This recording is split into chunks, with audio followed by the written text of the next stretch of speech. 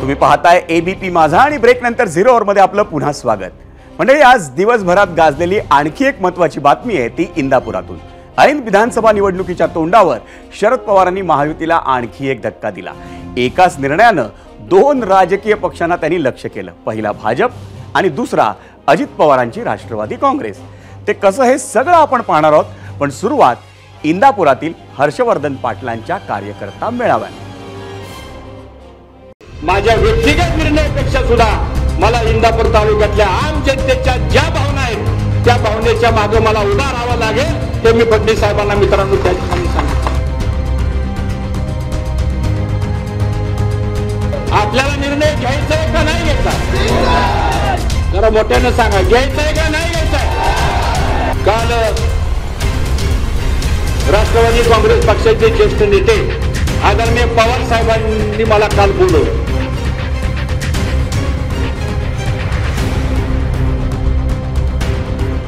आणि पवार साहेब मला म्हणाले की हर्षवर्धन, तुमच्या तालुक्यातल्या बऱ्याच लोकांचा आग्रह आहे की तुम्ही विधानसभेची निवडणूक लढवा।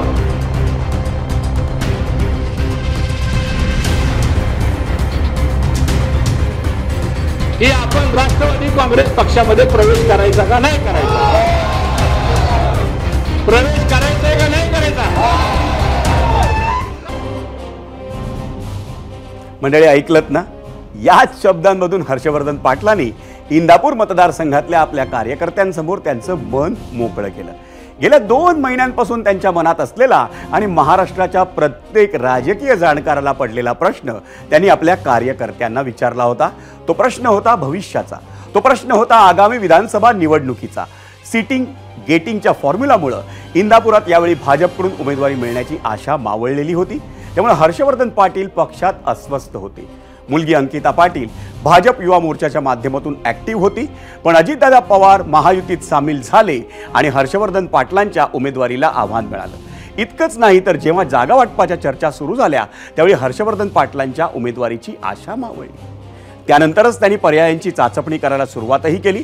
कार्यकर्त्यांच्या भेटीगाठी सुरू केल्या, छोटे मेळावे घेतले आणि आज अखेर वेगळी वाट निवडण्याचा निर्णय त्यांनी जाहीर केला। आमच्या सगळ्या कार्यकर्त्यांचा आग्रह असा आहे की आपण राष्ट्रवादी काँग्रेस शरदचंद्र पवार पक्ष यामध्ये आपण जावं, अशी सर्व आमच्या कार्यकर्त्यांचा आग्रह होता। आणि मी आज आपल्यासमोर हे घोषित करतो की मी आणि आमचे सर्व कार्यकर्ते पदाधिकारी आम्ही सर्वजण राष्ट्रवादी काँग्रेस पक्ष शरद पवारांचा जो पक्ष आहे त्या पक्षामध्ये जाण्याचा निर्णय आज आम्ही सर्वजण या ठिकाणी जाहीर करतो। आता आम्ही राष्ट्रवादी काँग्रेस पक्ष शरद पवार गटामध्ये प्रवेश करण्याचा निर्णय जाहीर केलेला आहे आणि पुढच्या ज्या काही घोषणा आहेत ह्या त्यांच्या बाजूनी होतील, त्यांच्या अध्यक्षांकडून त्या होतील असं मला वाटतं। विधानसभा निवडणूक लढवण्यावर अंकिता पाटील मागच्या महिन्यात ठाम होत्या, आज ठाम आहे? 100% ठाम आहेत। शेवटी कसं आहे, आपण सगळ्या गोष्टी आता ह्या सगळ्या गोष्टी विसरून एक नवीन पर्व चालू करत आहोत। आमच्या आईंचं गाव बारामती आहे, त्यामुळे मला असं वाटतंय बारामतीच्या जवळ जाण्याचा एक संधी आम्हाला अजून मिळाली, त्या बाबतीत आनंदी आहे। देवेंद्र फडणवीस साहेबांना भेटायला गेलो, 1.5-2 तास त्यांची आणि माझी सविस्तर चर्चा या सगळ्या राजकीय भूमिकेच्या संदर्भामध्ये झाली। महायुतीमधल्या जे कोणी विद्यमान सदस्य असतील हे तेच लढवणार आणि दुसरा काय पर्याय आपण तुमच्या बाबतीमध्ये काढू, परंतु तो दुसरा पर्याय जो होता तो पर्याय व्यक्तिशः माझ्याही सर्व कार्यकर्त्यांच्या त्याला संमती नव्हती। मंडळी, आतली मेघ जर सांगायची ना तर बारामती लोकसभा निवडणुकीत इंदापूरची भूमिका ही अतिशय महत्त्वाची असते। तिथली स्थानिक गणितही वेगवेगळ्या पातळींवर काम करतात आणि यावेळी अजितदादांच्या पत्नी सुनेत्रा पवार या महायुतीच्या उमेदवार होत्या। हर्षवर्धन पाटील यांच्या कन्या अंकिता पाटील ठाकरे यांनी कणखर भूमिका घेतली होती। विधानसभा निवडणुकीत आमचं काम करणार असाल तर लोकसभेत तुमचं काम करू असा इशाराच त्यांनी दिला होता आणि त्याच इंदापुरातून सुप्रिया सुळे यांना 25,000चा लीड मिळाला। मंडळी, ही आकडेवारीच खूप काही बोलून जाते आणि याच विषयावर आहे झिरो अवर मधला आजचा दुसरा प्रश्न। पाहूयात तो प्रश्न काय। आजचा प्रश्न, इंदापूरच्या हर्षवर्धन पाटलांना पक्षात घेणं हा शरद पवारांचा अजित पवारांविरोधातला मास्टर स्ट्रोक ठरेल का? पर्याय अर्थात 2, होय किंवा नाही.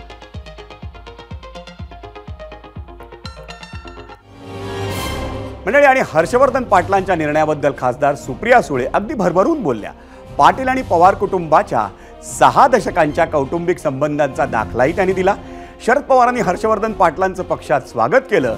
यापुढच्या काळात असे अनेक धक्के बसलेले दिसतील असं एक सूचक वक्तव्यही शरद पवारांनी केलं. हर्षवर्धन भाऊंचे आणि आमचे 6 दशकाचे कौटुंबिक संबंध आहेत आणि जेव्हा ते भारतीय जनता पक्षात होते तेव्हाही आमचे कौटुंबिक संबंध हे दोन्ही बाजूनी, दोन्ही कुटुंबांनी म्हणजे पाटील आणि पवार कुटुंबांनी 10 वर्ष आम्ही ते जपलेले आहेत. भाऊ आज परत घरी येत आहेत ह्याचा मनापासून आनंद आणि समाधान आहे. ठीक आहे, त्यांचं मी स्वागत करतो. जयंत पाटील यांची त्यांची चर्चा झाली आणि जयंत साहेबांनी मला कळवलं की असा ते राजकीय निर्णय घेत आहेत आणि त्यांचं स्वागत आपण करूया. काय हरकत नाही. ती येऊन राष्ट्रवादीची विचारधारा जनमानसात मांडत असतील की तेव्हाही त्याचं स्वागत होईल. हर्षवर्धन पाटील हे मनानं कधीच भाजपमध्ये नव्हते याची भाजपच्या नेत्यांनाही कल्पना होती. त्यामुळे त्यांनी 5 वर्षानंतर भाजप सोडण्याचा घेतलेल्या निर्णयाचा कुणाला फार धक्का बसलेला दिसला नाही. किमान तसं भासवण्याचा तरी प्रयत्न हे भाजप नेते करताना दिसले. तर दत्तामामा भरणे यांनी खास शैलीत सगळा विषय उडवून लावण्याचा प्रयत्न केला. भाजपमधून आता ते तुतारी घेतली आहे, ठीक आहे, काय अडचण नाही. पण मला वाटतं की ते तुतारी घेतल्यावर फक्त त्यांची तुतारी वाजली पाहिजे, अन्यथा त्याचाही पश्चाताप त्यांना भविष्यात होण्याची शक्यता नाकारते. माझे चांगले मित्र आहे, ते खूप मोठे नेते आहेत, राज्याचे नेते आहेत, ते खूप मोठी माणसं आहेत, खूप छोटा कार्यकर्ता. त्यांच्याबद्दल तुम्ही त्या निर्णयाबाबतीत त्यांना विचारलं तर खूप बरं होईल. त्यांच्याबद्दल, तेवढ्या मोठ्या माणसाबद्दल मी काय प्रतिक्रिया व्यक्त करू? तुम्ही उमेदवार काय मीच नसला नाही काय, कुणी उमेदवार असलं तरी कुणी असेल तरी मामा या नात्याने तुम्ही मतदान करा, हा माझा त्यातनं हेतू आहे. अजित पवारांनी संकेत दिले, तुम्ही देखील म्हणजे फिरता आहात, तुम्ही असं म्हणतायत की तयारी नाही करत आहे, पण एकंदरीत आता मी 5 वर्ष फिरतोच ना, 10 वर्ष पण फिरलो होतो.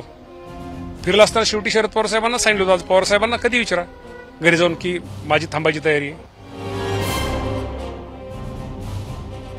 आणि मंडळी, आता वेळ झाली आहे एबीपी माझाच्या प्रेक्षकांच्या सोशल मीडियावरच्या प्रतिक्रिया पाहण्याची आणि त्यासाठी जाऊयात मीडिया सेंटरला.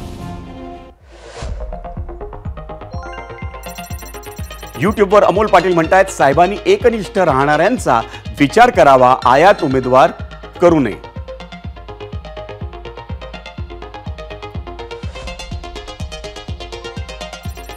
यूट्यूबवरच संजय घोगरे म्हणतायत, हर्षवर्धन पाटील साहेबांना पक्षात घेणं हा 100% पवार साहेबांचा मास्टर स्ट्रोक असेल.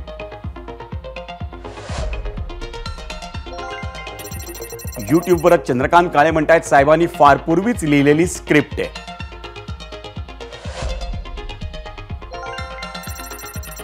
फेसबुकवर गणेश सावळे म्हणतायत, 1 नंबर, हर्षवर्धन पाटील निवडून येणार.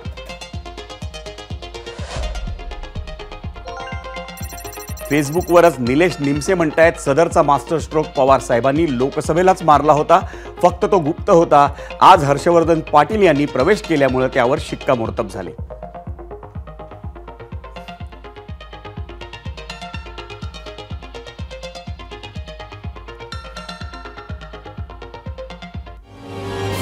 आणि 0 ओव्हरमध्ये आपण जो दुसरा प्रश्न विचारला होता त्याविषयी लोकांनी काय कौल दिलाय तोही पाहूया पोल सेंटरला.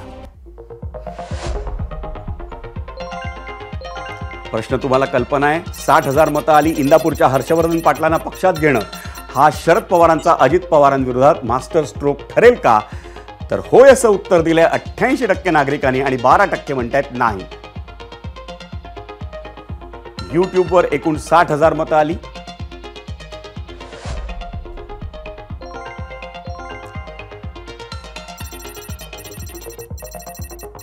एक्सवर आपण पाहतोय या प्रश्नाला होय असं उत्तर दिलंय 79% नागरिकांनी आणि 21% नागरिक म्हणतायत नाही. इंस्टाग्रामवर येणारा कौल आपण पाहतोय. इंस्टाग्रामवर होय असं उत्तर दिलंय 80% नागरिकांनी आणि 20% नागरिक म्हणतायत नाही. फेसबुकवर 83% नागरिक म्हणतायत होय आणि 17% नागरिक म्हणतायत नाही.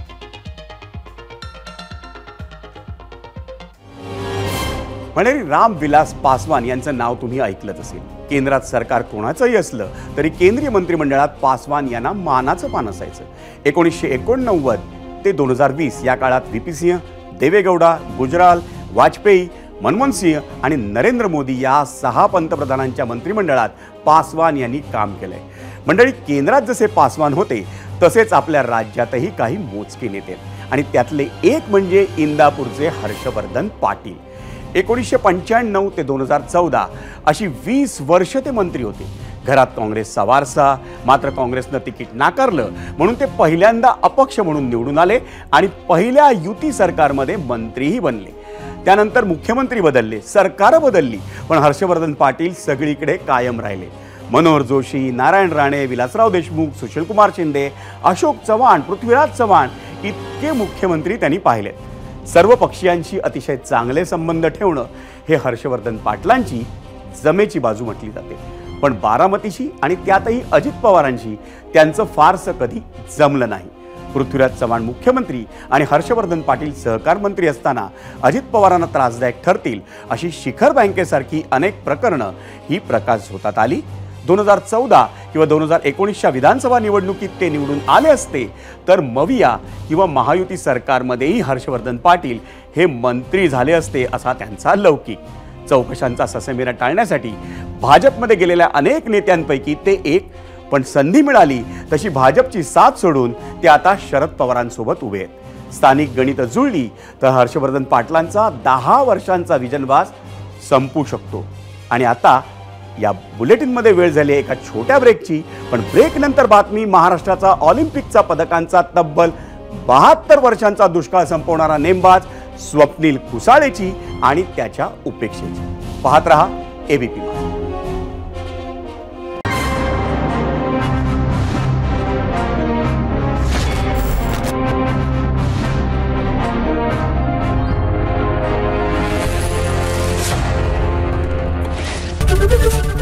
एबीपी माझा, उघडा डोळे बघा नीट.